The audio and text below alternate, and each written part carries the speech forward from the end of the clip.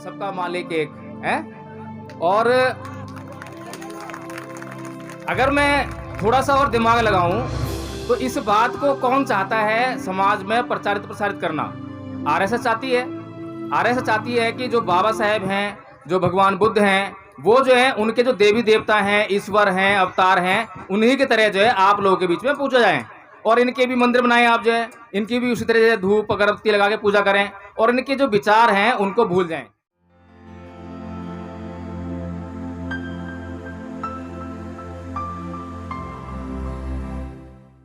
सभी को जय भीम नमो बुद्धाय।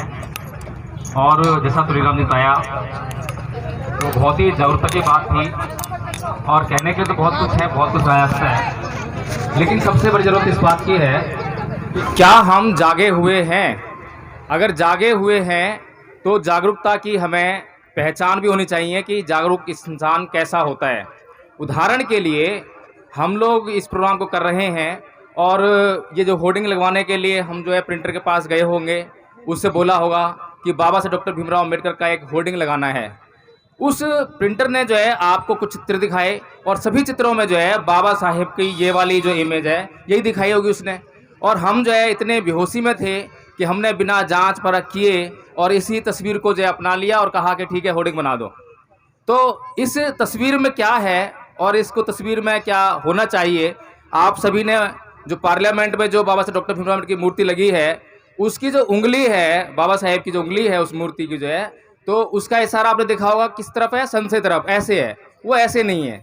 तो जो ये वाली जो तस्वीर है, ये मुझे जहाँ तक ध्यान आता है कि इस तरह से इशारा करते जैसे कि सबका मालिक एक है। और अगर मैं थोड़ा सा और दिमाग लगाऊं तो इस बात को कौन चाहता है समाज में प्रसारित करना? आरएसएस चाहती है। आरएसएस चाहती है कि जो बाबा साहेब हैं, जो भगवान बुद्ध हैं, वो जो है उनके जो देवी देवता हैं, ईश्वर हैं, अवतार हैं, उन्हीं की तरह जो है आप लोगों के बीच में पूजा जाएं। और इनके भी मंदिर बनाएं, आप जो है इनकी भी उसी तरह से धूप अगरबत्ती लगा के पूजा करें और इनके जो विचार हैं उनको भूल जाएं, इनके विचारों तरफ आप न जाएं।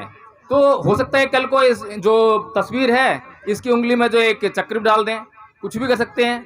तो आपको जो है पता नहीं किस किस तरीके से गुमराह करने के लिए हमारे जो विपरीत विचारधारा के लोग हैं निरंतर प्रयास कर रहे हैं, लेकिन हम इतनी बेहोशी में हैं कि उनके प्रयासों को जान नहीं पा रहे हैं। इसी तरह के बहुत सारे कारनामे हमारे बीच में आ रहे हैं और हम उनको सभी तभी जान पाएंगे जब हम परम पूज्य बाबा साहब डॉक्टर भीमराव अम्बेडकर के विचारों को पढ़ेंगे, जानेंगे। और भगवान बुद्ध की एक गाथा मैं आपके सामने कह देता हूँ, बहुत ही अच्छी गाथा है कि फंदनंग चपलंग चित्तंग दुरखंग दुनिवार्यंग उजुंग करोति मेधावी उसुकारो व तेजनंग। कि जो हमारा चित्त है बहुत ही चंचल है, चपल है, दुरक्ष है, दुनिवार्य है। बड़ी मुश्किल से इसको सीधा करना होता है, इतना मुश्किल काम है चित्त को सीधा करना। और जो हमारी विपरीत विचारधारा है वो निरंतर आपके चित्त को गुमराह करने के लिए मोबाइल के माध्यम से, टीवी के माध्यम से ऐसे कार्यक्रम प्रस्तुत करती है जिससे कि आपका चित्त हमेशा जो है मनोरंजन में अटका रहे और गलत धारा में बहता रहे। तो ये आपको सोचना है कि आपको बाबा साहब डॉक्टर भीमराव अम्बेडकर की विचारधारा को कैसे मनोसात करना है, भगवान बुद्ध के बताए हुए मार्ग को कैसे उस पर चलकर जो है अपने जीवन को सुखी बनाना है। इन्हीं के साथ मैं जो है अपनी बात विराम दूंगा। जय भीम नमो बुद्धाय। बहुत बहुत धन्यवाद सर। मेरा एक अलग से विषय होगा। साथियों, आप सूर्य को देखते हो, अगर सूर्य की रोशनी अगर नहीं मिलती है तो हम जीवित नहीं रह पाएंगे। अगर सूर्य की रोशनी अगर नहीं मिलती है तो हम जीवित नहीं रह पाएंगे। तो बाबा साहब को क्या कहा है? बाबा साहब को जो अमेरिका के राष्ट्रपति थे ओबामा, उन्होंने कहा था कि अगर बाबा साहब मेरे यहाँ होते तो मैं उनको सूर्य की उपाधि देता। तो ये सूर्य का यही संदेश है कि सूर्य अगर उसकी लायक किरणें नहीं होती तो हम जीवित नहीं रहते। ऐसे ही बाबा साहब का संदेश है कि अगर बाबा साहब के विचारों को अगर आप अपने विचारों में नहीं लिया तो हम जीवित नहीं रह पाएंगे। यह विज्ञान का संदेश है। अगर बाबा साहब के विचारों को आपने धारण नहीं किया तो हम जीवित किसी कारण से नहीं रह पाएंगे। ये जो तथागत बुद्ध ने इस दुनिया के पहले वैज्ञानिक हैं, उन्होंने ये भी जो कुछ आप जो इस्तेमाल कर रहे हैं, ये जो मोबाइल है, ये जो मैं जिससे बात कर रहा हूँ, जितनी भी मीडिया है, जितना भारत के में इलेक्ट्रिक सिस्टम है, ये सब किसकी देन है? तथागत बुद्ध की।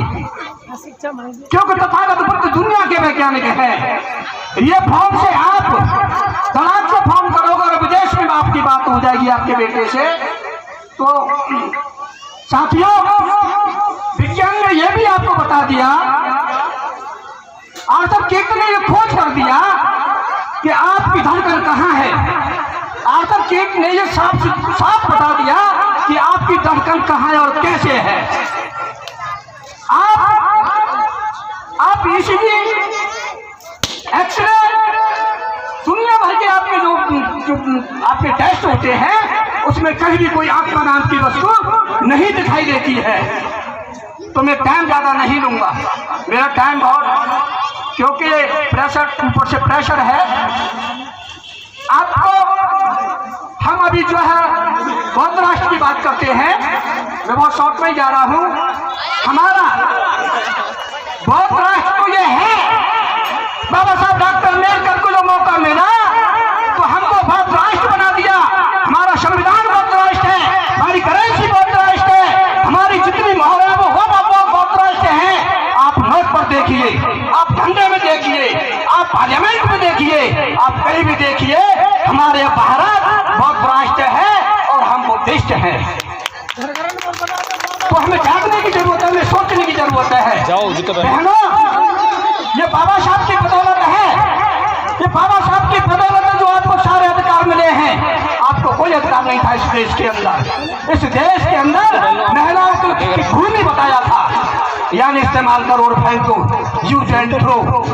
महिलाओं को अधिकार दिया, एक एक इनके अधिकार दिया, तो बाबा साहब डॉक्टर अम्बेडकर की बदौलत है। आपको जो साड़ी, महले, जितने एसी, गहने, कोठी, बंगले, आईएएस, पीसीएस, जज, जितने भी अभी बात जो बन रही है वो ओनली फॉर बाबा साहब की बदौलत है। आपको ही नहीं, भारत की जितनी भी महिलाएं हैं, चाहे वो किसी भी समाज में हैं, वो बाबा साहब की बदौलत है। अगर बाबा साहब नहीं होते, भारत की किसी भी महिला को कोई अधिकार नहीं होता। ये बाबा साहब की बदौलत है। तो इसलिए मैं आपको, और दूसरा मैं आपको एक, ऐसे मैं आगे नहीं ले जाना चाहता हूं, मैं अपनी इन्हीं शब्दों के साथ मैं वाणी को विराम देता हूं।